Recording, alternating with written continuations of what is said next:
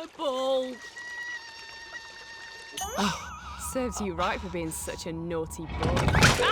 In 2001, Hironobu Sakaguchi, father of Final Fantasy, found himself demotivated after an expensive predicament and resigned from his role at Squaresoft. After 3 years away from the industry, he established Mistwalker, his own development studio that would create a number of games over the following years. Although the team found success, Sakaguchi thought that maybe his design mojo wasn't keeping up with the times. After the mixed reception to cult classics Blue Dragon and Lost Odyssey, it was time to take a different approach. In his own words, the studio's biggest regret was to have used old-gen methods to make next-gen RPGs. And so, Mistwalker gathered all the Dragon Balls and once again paired up with Nobuo Uematsu, a man who can't compose a bad soundtrack to save his life. Their mission? To craft one final epic tale. A Final Fantasy, if you will. One last story. First released in January of 2011 in Japan, The Last Story is a JRPG that takes the knife and twists it in ways most games wouldn't dare. Alongside the pedigree backing it up, this game joined Xenoblade and Pandora's Tower as the focal points of Operation Rainfall, a fan campaign to get Nintendo of America to stop pretending the games didn't exist. Ultimately, all of them got official releases, with The Last Story finding its way to worldwide shelves in 2012, thanks to Nintendo of Europe and Xseed Games.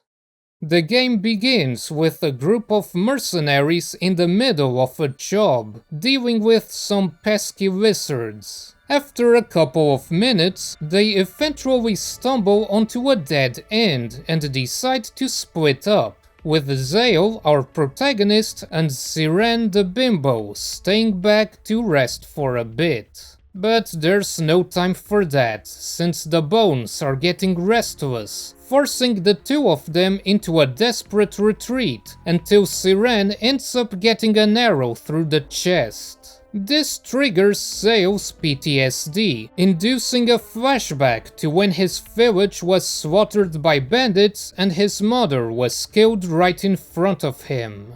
Yelling in frustration, his pleas are heard by a mysterious voice, who grants him a strange power so that he can protect all that he cares about. Somehow, this catches the attention of the skeletons, and allows him to revive Siren just as the rest of the group arrives. After finding their way out and dealing with a boss or two, the mercenaries return to Vasilis Island to celebrate another job well done. While wandering the city, Zale meets a girl called Lisa, who is seemingly being chased by the castle guards. They end up spending a good chunk of time together as they explore the city and run from the guards, ultimately bonding under the moonlit sky, talking of their dreams and struggles before parting ways. On the next day, Zale and friends are hired by Count Arganon as guards for a party at Vasilis Castle. This celebrates the engagement of the Count's niece, Lady Callista, to certified scumbag Chiral, a descendant of the Imperial bloodline. Zale gets the shock of his life when he sees that Lisa is Lady Callista. He sneaks into the balcony where she is taking a break and manages to have a moment of peace and discussion about their situation, before being promptly interrupted by Chiral and accused of trying to woo the bride. In turn, this is interrupted when the city is suddenly attacked by the Gurak, a race of humanoids at war with mankind. Zale joins up with the castle guard and manages to push back the grunts, but on the way out, he is faced with Zangurak, king of the Gurak. He gets thoroughly slapped and Callista is taken away, sparking a whole new conflict between the two sides. The last story spends a portion of its runtime developing a traditional boy meets girl story, where the hopeful young man meets a girl who changes his life, and the two practically fall in love at first contact. Zale has been a mercenary for many years, together with his trusted friend Dagran, assembling a merry band of misfits to try and get by. Mercenary work isn't just hard and dangerous, it's also treated with no respect, and Dagran swears to change their lives for the better one day. The game tackles issues of class theory and social inequality, and while the setting has its share of sci-fi and the supernatural, this certainly isn't high fantasy with colorful forests and enchanted fairies. It's more of a grimy, semi-grounded medieval setting. The hierarchy is made clear at the start. Filthy mercenaries are the expendable rags of society who do the dirty work, while the noble knights are infested with arrogant dickheads who think of themselves as kings of the world. Despite that, the mercenaries keep grinding away in hopes of being knighted one day, so that they too can live the easy life. Dagran serves as the de facto leader, always the voice of reason who keeps a head on his shoulder and does what he can to break the rules of society and lead his companions to success. But while Zale dreams of becoming a gallant knight protecting the innocent, Callista dreams of being in Zale's position, free to explore the world and seeing what lies beyond the castle walls, and the Cockprince and his army of gimps. This frequently ends up with her as the damsel in distress due to her inexperience and naive curiosity. But as a member of the House of Arganan, she is also aware that the society of the rich and powerful is tainted with malice and deceit, and she would rather not have Zale live in that world. Count Arganan is an ambitious man, and his rise to power is clouded in mysterious circumstances that conveniently ended with his opposition dead. Ambition is key everywhere else too, from the complex gameplay mechanics to the world itself. A world that is rather small in scale. Instead, the game dumps a lot of its limited budget into filling that scale with substance. From a technical perspective, the game boasts some very impressive visuals for a Wii title, with the textures on characters being the only flaw that jumps out immediately. The bustling city of Vasilis deserves mention for being quite big, and it's populated with details and NPCs that go about their lives, slamming their heads onto the signs. It's a cramped place, and you can feel that with the way that the player and NPCs react, making it feel alive and lived in. Shame they soiled it with the brown and bloom. Like so many games from this time, developers were getting a bit too comfy with post-processing effects that aged like liquid diarrhea. Don't get me wrong, I understand the deep, meaningful artistic intention here. The colors are muted to match the worldview. But maybe let interiors have more than one color tone at most? And maybe don't have characters and objects glow like the sun? Someone looked at this cutscene and thought, yeah, that looks good, ship it. It's pretty frustrating because behind the color correction and the radioactive glow lies much more visually pleasing graphics. You can lower or even completely remove a lot of that bollocks on an emulator, and personally, that's how I'd recommend playing the game for yourself. Combined with increasing the resolution and allowing the game to actually maintain a stable frame rate, emulating is just a far more enjoyable experience than real hardware. There's even a 60 FPS patch, though it does cause a couple of issues and requires a fairly powerful CPU. Still, it's obvious that the devs were enthusiastic about the project. It's a very slow burn initially, because they want the player to really sink their teeth into the world and see everything the game has to offer. The atmosphere is overwhelmingly melancholic, but there's still time for bits of light-hearted fun, like running away from the castle guards or bullying the elderly by shooting banana peels at their feet. Or watching a rapid dance for some reason? Oh. But as amusing as it is, the game might be trying to tackle too much at once and suffering from it. By the end, the pacing has accelerated to top speed, likely due to budget and time constraints breathing down its neck. The combat system especially must have been quite the pain to develop. And apparently the initial concept had a story with a lot more sci-fi elements, whereas the final product mostly sticks to fantasy. So, for better or for worse, let's take a deep dive into the story and discuss the game's pivotal moments with some juicy spoilers. Here's a timestamp if you want to skip the spoiler section. Several hours into the story, Zeo's group returns to Vassilis after crossing the ocean to rescue Callista, but Chiral accuses them of having conspired with the Gurak.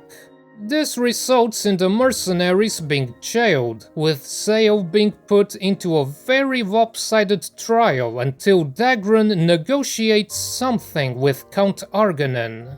Legends say that when Vassilis Island is in danger, a man with the mark of the outsider will come to save it. That's the strange symbol on Zeo's hand and the source of his strange powers. The Count is immediately interested in it, believing that it is the key to win the war against the Gurak.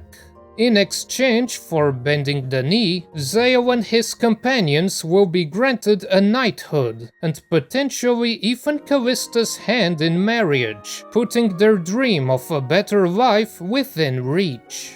This also allows him to study under General Asthar, a war veteran and one of the most well-respected men in the entire island, as well as stir up a rivalry with his protégé Therius. One of the looming threats mentioned throughout the story is that the land is dying. Because harvests have been insufficient, there is constant civil unrest throughout the Empire. Count Arganan has been preparing a full-blown invasion on the Gurak continent so that they may colonize it and have new land to explore. And that's what he really needs Zeo for. There are secrets that will only open to those with the power of the outsider. One such secret is a weapon that will turn the tide of the war, which turns out to be Vassilis Island itself. The island is actually a fortress that can move along the ocean, and it's equipped with some pretty powerful weaponry. Unfortunately, the joy is short-lived. Soon after, the Gurak attack a second time and General Asthar dies in front of Zeo, leaving only a very sinister warning regarding a dangerous man. Chiral appears right after, and of course, he accuses Zale of being the killer, taunting him and sending him to jail a second time. Thankfully, Callista bails him out and reveals that the general found clues regarding the secret of the outsider, and the true reason as to why the land is dying. In order to find those clues and expose the killer, Zale and Dagran sneak into Chiral's room, where they conveniently find some very incriminating evidence, putting him out of the picture and into a jail cell. This all seemed rather anticlimactic, and that's intentional. Dagran framed Chiral for it, clearing another obstacle in their way. Good guy Dagran. Anyway, the powered-up island comes in handy when the Count decides to mount an assault on the Gurak's main base, because there is no kill like overkill. Zale is at the forefront, together with an army of knights. And this section has me rolling my eyes a bit. This entire part exists for one singular purpose, which is to make the player feel sorry for the Gurak. As if to drive the cheese levels up to the stratosphere, the knights are all cartoonishly evil and cartoonishly pathetic, and Zale gets flashbacks to when bandits slaughtered his village as a kid. It's presented in a forced manner, you know. Hey, these warmongering assholes? They actually have a society with normal people that just wanted to live in peace because their land was also rotting away. The developers might as well have put a message box telling the player to feel bad now.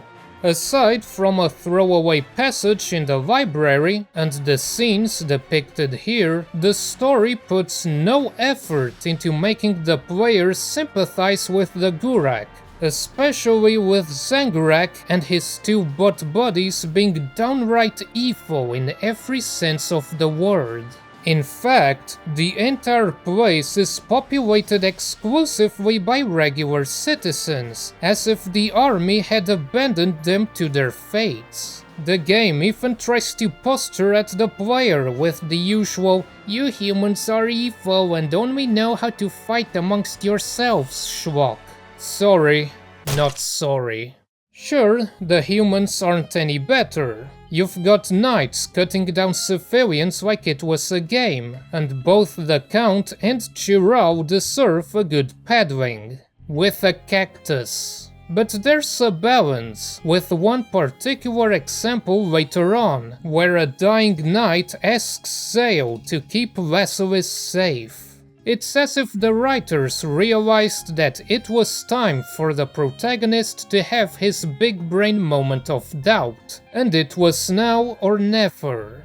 Either way, Zale and Callista discover an entrance leading down to the deepest levels of the island, where they meet the spirit of a nameless sorceress. Back in ancient days, there was a terrible war. To stop it, the founder of the House of Arganan employed the help of this sorceress, who performed the rite to summon a powerful entity from outer space. This is the Outsider, the source of Zale's powers and the battery powering Vasilis Island.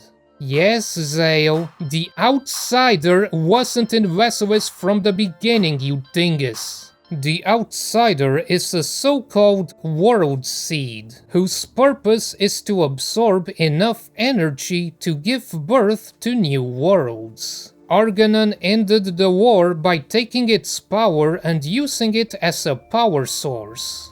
But this came at a cost we all know. The Outsider was draining the land of its energy, causing it to slowly die. Plants withered, water springs dried up, and lush fields eroded into wastelands. To counteract this, Arganan split the Outsider in two, weakening it and slowing the drain, but not stopping it completely. The two halves are still out there, one in the Empire and one in the Gurak continent, and the solution is to bring them back together and send the outsider back into space. This revelation pushes Zale to make a decision on the day of his knighthood and marriage to Callista. You're given the good old illusion of choice here, where Zale refuses to be used as a puppet in the war and instead decides to find a way to stop it completely. Do you not wish to become a knight, Zale? Your knighthood can go to hell! You don't have the right to decide who's worthy of a knighthood. If becoming a knight means serving you, I'd rather stay a mercenary for the rest of my life. I'm not so low that I'd sell my soul for the sake of a pretty title. He tells Uncle to eat nuggets, takes Callista away, and heads to the island's control room to smash the controls. To hell with your knighthood indeed. It's a really cheesy scene, but in a good way. It's high-quality 5-star cheese, and the game is adorably well aware of it.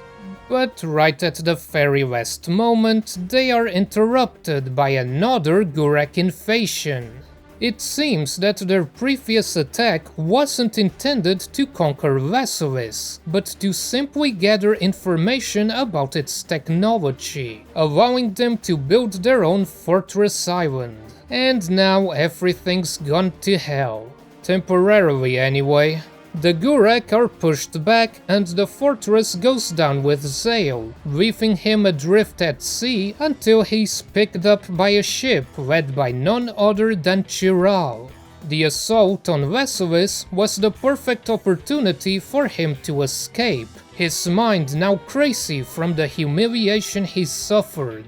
He ended up stumbling onto Zangurak, who granted him an edgy sword so that he could kill Zale. So you put his crazy ass under the dirt, and of course he gets a goofy ass death scene where the player is supposed to feel bad for him somehow, as if he wasn't a total scumbag. Regardless, Zale gets rescued, and the party goes back to the depths of Veselis for a confrontation with Zangurak.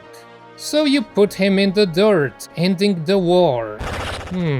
Apparently nobody notices that he just ripped his friggin' arm off, and that it's casually trotting away. Look at it go! Zangurak is dead, the Gurak have been schlonged, and the Count's ambitions have faded into the annals of history. What's left? Oh right! Dagran! I haven't seen you in hours! Outsider, hear me. Give me your power. Oh. From the start of the game, Dagran is presented as the brain of the group. He's almost like a big brother, guiding the mercenaries to a future where they live a better life. His bond with Zale is particularly strong, since they've been together since childhood. The key difference between their philosophies is that one is pragmatic and the other is idealistic. When Zale and the others get accepted as knight apprentices, it's made very apparent that he is cunning beyond measure, and that's when things slowly start falling apart. Callista warned Zale that he shouldn't get involved any further, because the life of a royal attendant isn't like the fairy tales. And the more he got involved in the Count's plans, the more she distanced herself from him, and the more he doubted whether he truly was doing the right thing. This culminates in the moment that Zale refuses his knighthood. Dagran promised the Count access to the power of the outsider, but now everything he worked towards was thrown down the toilet, shattering their friendship.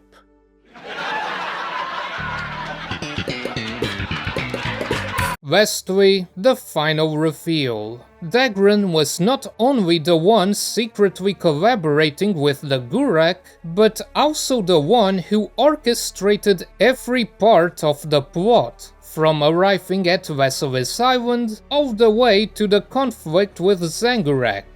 Why? For revenge against the one who slaughtered his village, General Astar. Now, this certainly is a pretty big twist, and it is subtly foreshadowed that Dagran has some problem with Astar during the brief moments where they interact. We also know that Dagran knows how to play politics and pull strings to get where he needs. I'm not saying that this is an S-pull, but seriously? Orchestrating literally everything?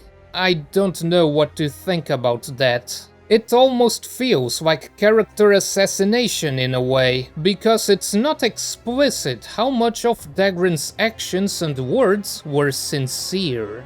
But it's at least clear that Dagran did hold the group dear to him, and he dies as he apologizes for falling too deep into his own ambitions. He lost himself in his obsession for revenge and couldn't be satisfied with what he had.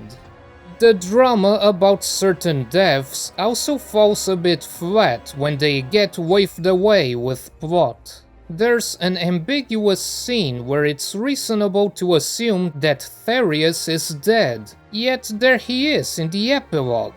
In the final stretch, Lowell gets penetrated instead of Siren, and then Dagran uses his outsider powers one last time to bring him back to life. It's one of those cases where the disconnect between gameplay and story is slightly egregious. Still, everything ends well. The outsider goes back into space, humans and Gurak establish a peace treaty, and the hero gets the girl. Happy end. There's also some extra activities you can partake during the epilogue, like a joke ending where you refuse the marriage, as well as a duel with Therius, who reveals more about General Astar's past. This puts an ironic twist on Dagran's ambitions, revealing that it wasn't actually Astar who slaughtered his village. He simply took the fall for it, but Dagran never learns that.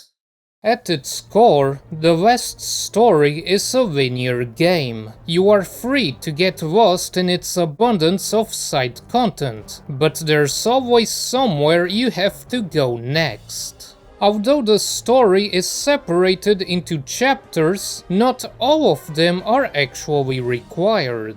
A few of them are optional and focus on developing your party members and other tidbits external to the central plot. Whichever the case, you'll be doing a lot of combat, racking up levels and loot to equip and upgrade. Shout out to the various unique effects of each equipment piece, and the different appearances depending on which character is wearing them. You can even recover most pieces of armor. It's the little things. Where it diverges from the typical JRPG is in the mechanics themselves. It's real-time action with pause, and also a lot of environmental interactivity. Each arena is carefully crafted to create situations where the player can elaborate tactics beyond just smacking things with a slab of metal. You can take out enemies from a distance using your crossbow, and headshots are rewarded with tons of damage. If you have a mage along with you, which is most of the time, you can instruct them to destroy things like pillars and bridges, to damage or straight up eliminate foes, and several areas include bombs that you can pick up and throw at the ground to unleash special effects. Taking cover behind walls is a fundamental part of the combat loop. protecting yourself from enemy projectiles and making enemies lose track of your position, opening themselves for a powerful slash attack. Magic is interesting. It requires time to cast, and functions through circles whose effects depend on what you do and who interacts with them. If an ally summons a heal circle, stepping on it grants HP regen for a few seconds, while defusing it with Zeal's abilities will unleash an instant burst of healing. Meanwhile, stepping on a friendly fire circle will imbue your weapons with fire, while enemies will continuously receive damage the longer they stay in it. If you defuse it, the circle is destroyed, but causes nearby enemies to be unable to block your attacks. Diffusion can be done on enemy magic too, removing their effects. The combat's most unique aspect is that you play as an aggro tank, thanks to Gathering, which forces enemies to target you. This can be enabled or disabled at any time, so combined with Zeal's acrobatic skills, it allows you to manipulate enemies into moving where you want them. Gathering also doubles the speed at which magic is cast, and lets you revive allies that have remaining lives, making it a triple whammy of usefulness. Blocking attacks will also build up burst, which can then be released to damage and impair enemies. Put all of these elements together and you get a combat system that is very dynamic and reactive. The situation is constantly evolving, and you need to think quickly to stay on top. Since the game doesn't have random encounters, each battle is handcrafted to make full use of the environment, frequently placing archers and mages in locations that are hard to reach, either due to obstacles or due to having a giant bonkmeister blocking the way. Positioning is a major component so that you can keep enemies on the receiving end and protect your magic users from interruption. But it goes both ways, and letting yourself get surrounded is an easy trip to the graveyard.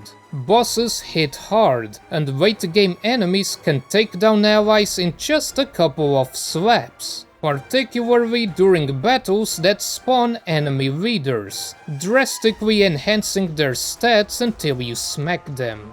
That said, combat does have its share of annoyances. Readability is crippled by an onslaught of effects, and at times the camera can be less than helpful. I'm also scratching my head at loot being randomly selected from a small list, or how you only get the counter ability halfway through the game, even though it feels like it should have been part of Zeal's basic abilities. Most importantly, although the game generally succeeds at keeping boss battles unique rather than being reduced to sacks of HP, a few have gimmicks that are a tad too annoying for their own good. The doppelganger fight is an example, since it's really hard to tell who you should be attacking. A few others cause the entire system to trip on its feet, because you need to babysit the AI, and you need to look no further than the Kraken to understand why. Every few seconds, the Kraken will recall its tentacles and cause a bunch of rocks to drop from the ceiling and one-hit KO anyone under them. Unless you open the command menu and tell your allies to retreat, they will not try to get to a safe place, and Lowell will constantly attempt to cast ice magic despite it healing the Kraken. Thankfully, I think this chapter is optional, but still. Otherwise, the AI is functional, although maybe a tad too aggressive, since you can't count on them to execute any complex tactics when they'll happily throw themselves at enemies, even if they get repeatedly smacked in the nuts. I feel that in some ways it tries to be too complex for its own good. All those mechanics I mentioned should create a game that's very tactical and very thoughtful. But in practice, it really doesn't. Occasionally, you get a battle or a boss that requires you to stop and think, but those tend to be one-offs. The foundations of the combat are good, but the full potential of its systems is barely touched on. It wants to be tactical, but never demands it. For 90% of battles, there's no need to even think about the complexities of positioning, because as long as you're keeping your equipment upgraded, you can usually just run towards enemies and smash them to win, which is pretty easy when the game gives you designated grinding zones. And if you die, well, you've got 5 lives every battle for a reason. I remember how early last year I casually said in my Pandora's Tower video that this game wasn't all that great. That was just a throwaway comment to add impact to what I was saying, but it was really unfair of me. The last time I had played it was over a decade ago, and I couldn't appreciate its good points back then, whereas now I blasted through it in 2 weeks. So that aged poorly. Mary was wrong, everyone! Of course, back then I played it on original hardware, so this isn't apples to oranges. But for all its faults, the last story is ambitious in ways that JRPGs typically are not. Just like Pandora's Tower, it's a game that deserves to be brought to modern platforms so that a few of its rough edges can be polished up. Sadly, Mistwalker hasn't done much in the mainstream gaming space since then, instead focusing on the mobile market. Not to disparage their efforts, mind you. Fantasian looks cool, and it has the Dream Team together again. Hey, it's even free from Apple Arcade now. But if nothing else, it's interesting how Sakaguchi has since reverted his thoughts, and instead decided that old styles can be great in their own right. Something that I definitely agree with.